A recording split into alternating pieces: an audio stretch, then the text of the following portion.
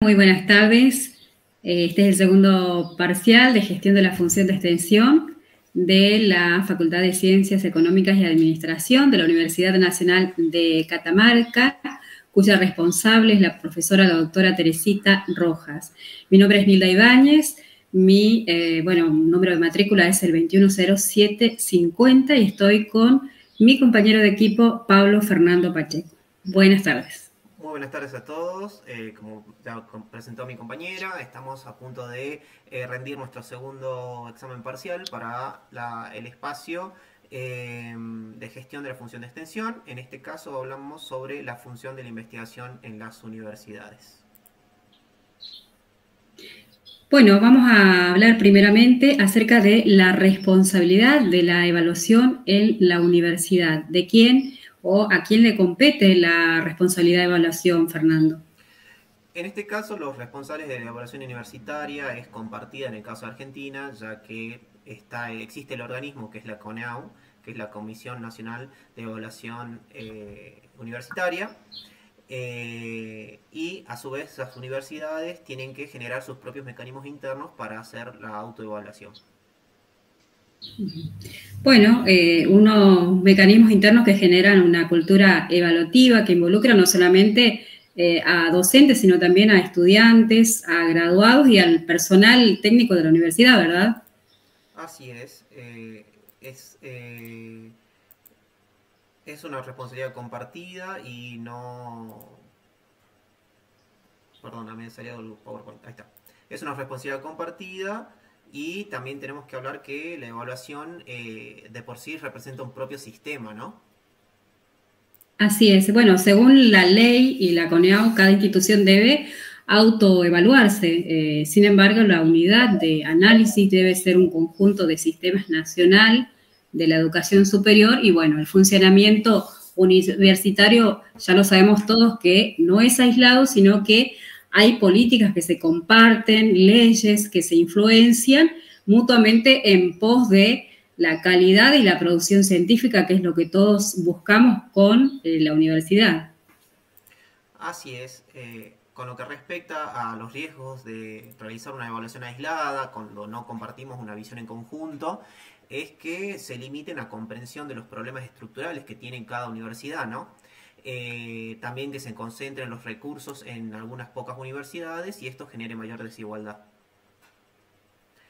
También... Así es. Y bueno, sobre todo también hay que tener en cuenta, Fernando, el desvío en cuanto a lo que es el sentido político, la evaluación, cuál es el sentido de la evaluación, se vuelve un procedimiento técnico, se puede volver un procedimiento competitivo, en lugar de un proceso colectivo de aprendizaje y planificación, que es lo que en realidad se requiere de una universidad o de una evaluación, sí, que sea un aprendizaje compartido entre todos, ¿verdad? Sí, y también que cuando tenemos una visión aislada o particionada o fragmentada de la realidad y los sentidos de realidad de todas las universidades, nos va a generar que tengamos datos incompletos.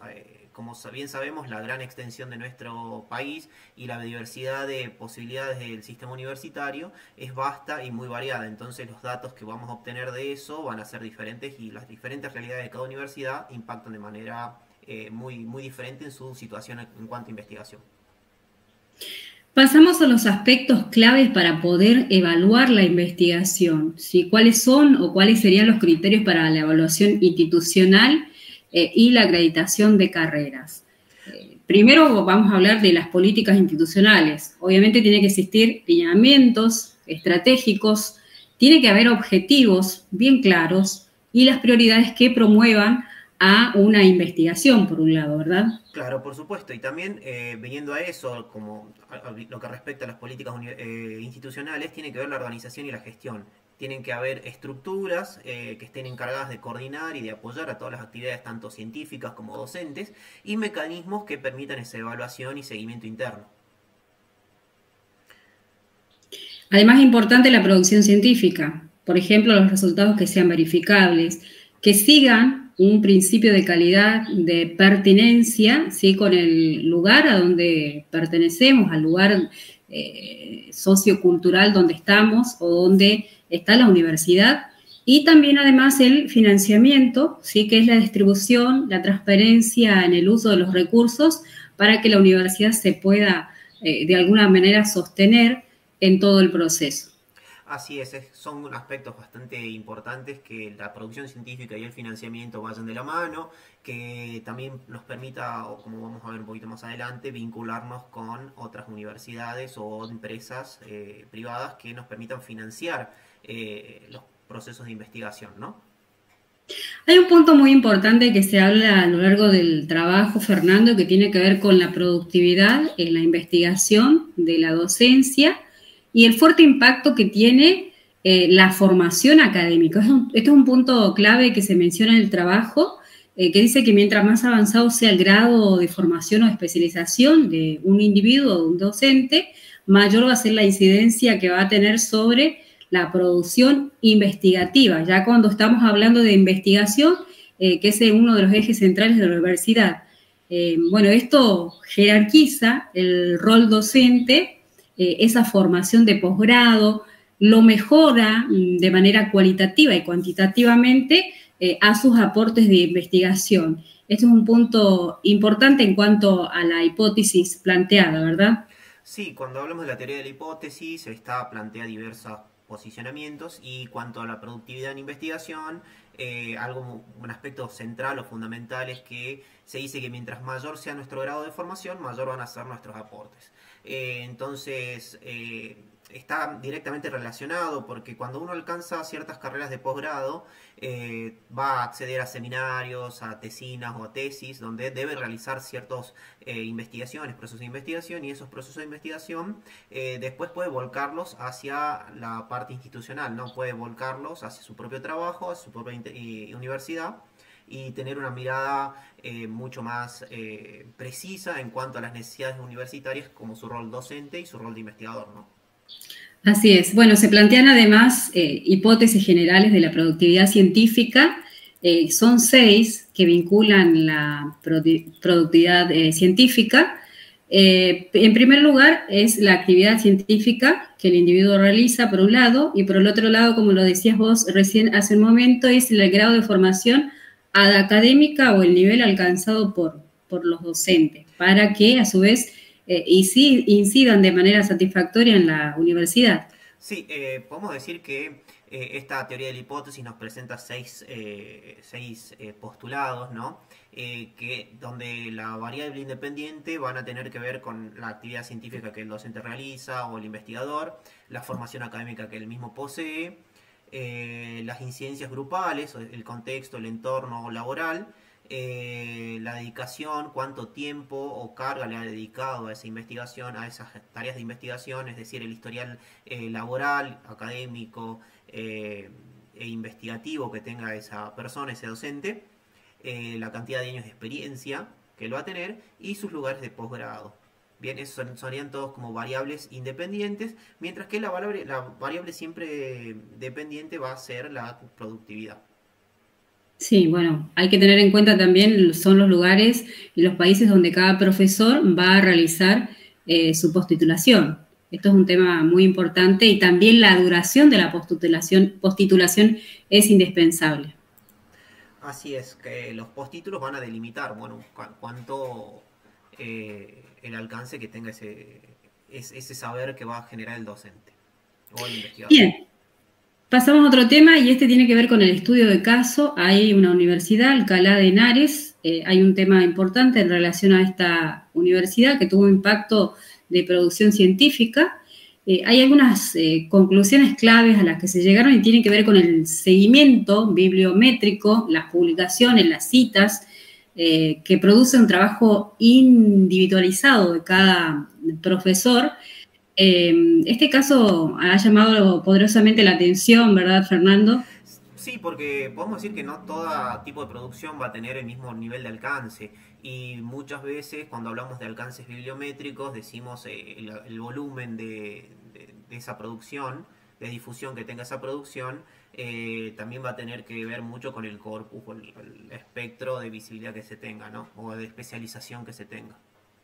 Claro, también hay que tener en cuenta que existen diferencias en cuanto a lo que es el uso de las revistas indexadas, lo que genera a su vez también desigualdades en cuanto a lo que son las citas recibidas, que la productividad no debe reducirse, como lo decías, a lo numérico, sino que se debe considerar principalmente lo que es la calidad, la relevancia y la influencia que tiene esta producción por parte de un profesor determinado. Sí, en determinados momentos en algunas universidades del país, por ejemplo, se pedía que para un profesor estar a cargo de una cátedra debía tener cierta cantidad de aportes anuales en revistas indexadas, ¿no? O número de publicaciones.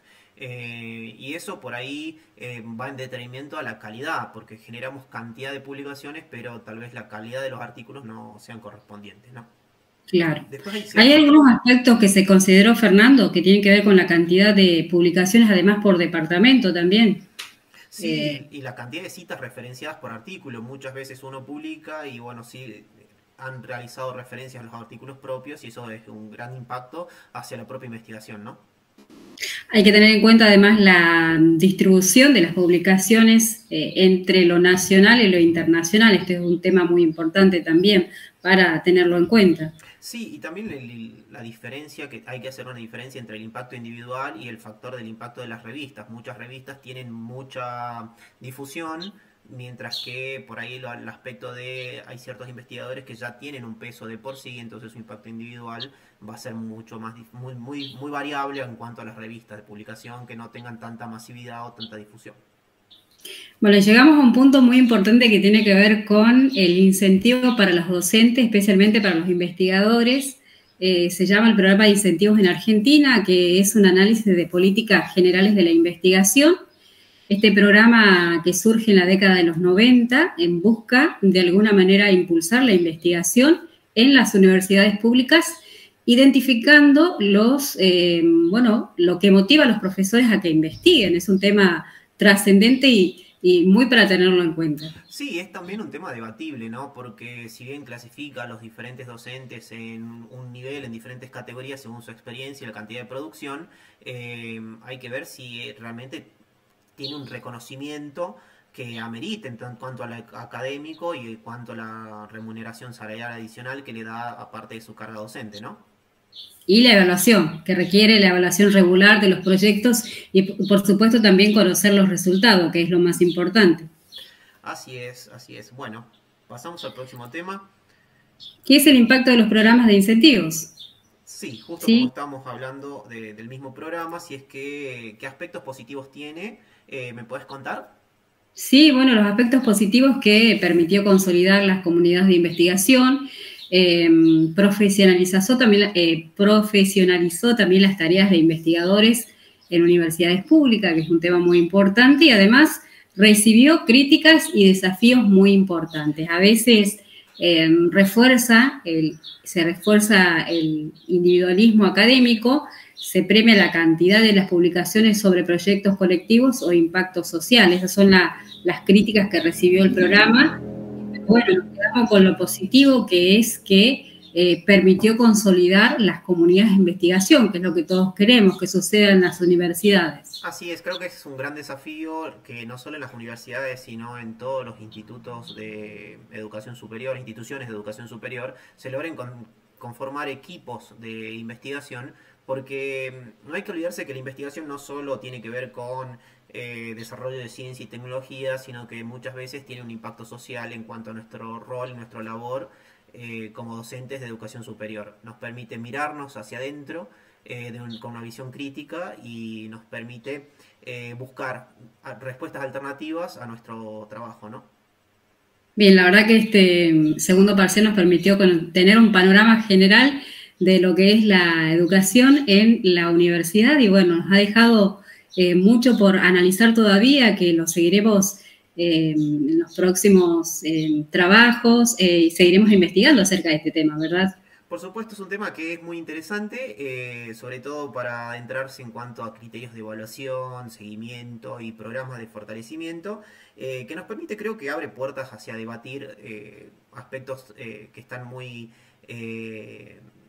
podemos decir así, que están muy de moda en nuestro país con respecto a la evaluación y la calidad educativa en las universidades y en las instituciones de educación superior.